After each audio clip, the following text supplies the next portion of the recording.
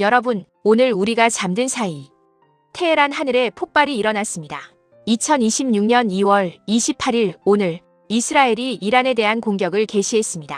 AP통신, 로이터 통신, CNN이 확인한 팩트입니다. 이스라엘 카츠 국방장관은 직접 이렇게 발표했습니다. 이스라엘이 이란에 대한 예방적 공격을 단행했다. 이번 공격은 이스라엘 국가에 대한 위협을 제거하기 위한 것이다. 동시에 이스라엘 전역에 비상사태를 선포하고 방공 사이렌이 울렸습니다. 학교와 직장은 문을 닫았습니다. 이란 국영TV는 테헤란 도심에서 폭발음과 함께 짙은 연기가 피어올랐다고 전했습니다.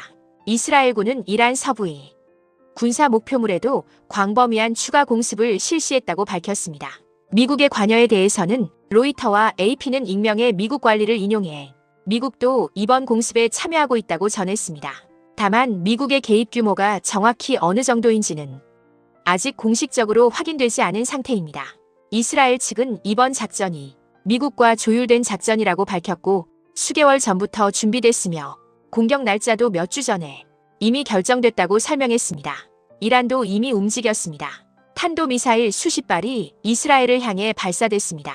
이스라엘 경보 시스템이 탐지했고 시민들에게 대피 권고가 내려졌습니다. 이란 중관영 통신 파르스는 인근 미군 기지를 겨냥했다고 보도했지만 현재 교전 중이라 독립적인 확인이 어려운 상황입니다. 왜 지금이었을까요? 불과 이틀 전인 2월 26일 제네바에서 미국과 이란의 3차 핵 협상이 진행됐습니다. 그러나 합의 발표 없이 종료됐습니다. AP통신은 냉정하게 보도했습니다. 합의 없이 끝났다. 다시 중동 전쟁의 위험이 고조되고 있다. 이미 작년 2025년 6월 이스라엘은 이란 핵시설과 군사 목표물을 공습했습니다. 약 12일간의 충돌이 이어졌고 그 이후로도 긴장은 계속돼 왔습니다. 핵협상 테이블이 결과 없이 닫히자 8개월 만에 군사행동이 재개됐습니다. 그렇다면 우리 자산에는 어떤 영향이 올 수 있을까요? 3가지 변수를 짚겠습니다. 단 말씀드리는 내용은 시나리오 분석이지 특정 자산에 대한 투자 권유가 절대 아닙니다. 첫째, 유가입니다. 이란은 하루 약 300만 배럴을 생산하는 주요 산유국입니다. 더 중요한 변수는 호르무즈 해협입니다. 전 세계 원유의 약 20%가 이 해협을 통과합니다.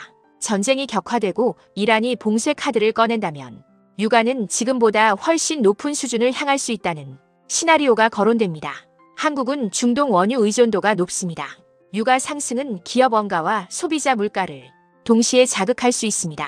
둘째, 환율입니다. 전쟁 국면에서는 투자자들이 안전자산인 달러로 몰리는 경향이 있습니다.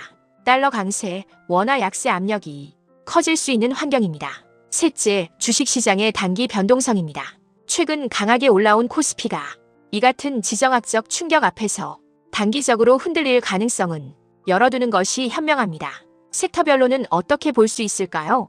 여기서 한 가지 꼭 말씀드립니다. 지금은 전쟁이 진행 중인 상황입니다. 상황이 시시각각 바뀌고 있고 확인되지 않은 정보도 뒤섞여 있습니다. 어떤 자산이 오를 것이다, 사야 한다고 단정하는 것은 지금 이 시점에서는 누구도 할 수 없는 말입니다. 다만 과거의 유사한 지정학적 이벤트에서 어떤 흐름이 나타났는지 참고로만 말씀드리겠습니다. 역사적으로 중동 전쟁 국면에서는 방산 관련 기업들이 단기적으로 주목받는 경향이 있었습니다.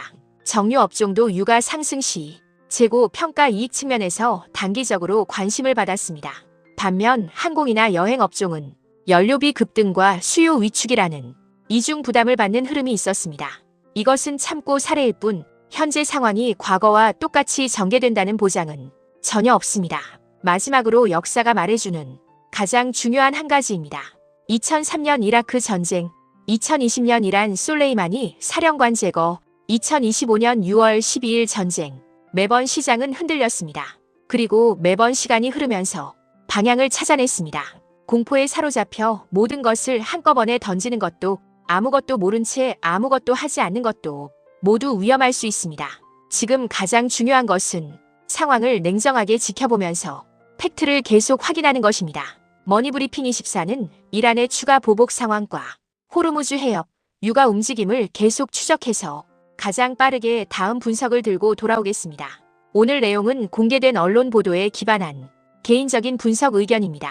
특정 종목이나 자산에 대한 투자 권유가 아님을 분명히 밝힙니다. 전쟁 상황은 실시간으로 바뀝니다. 섣부른 판단보다는 상황을 지켜보시길 바랍니다. 모든 투자의 책임은 투자자 본인의 판단에 달려 있습니다. 구독과 좋아요는 큰 힘이 됩니다. 시청해주셔서 감사합니다.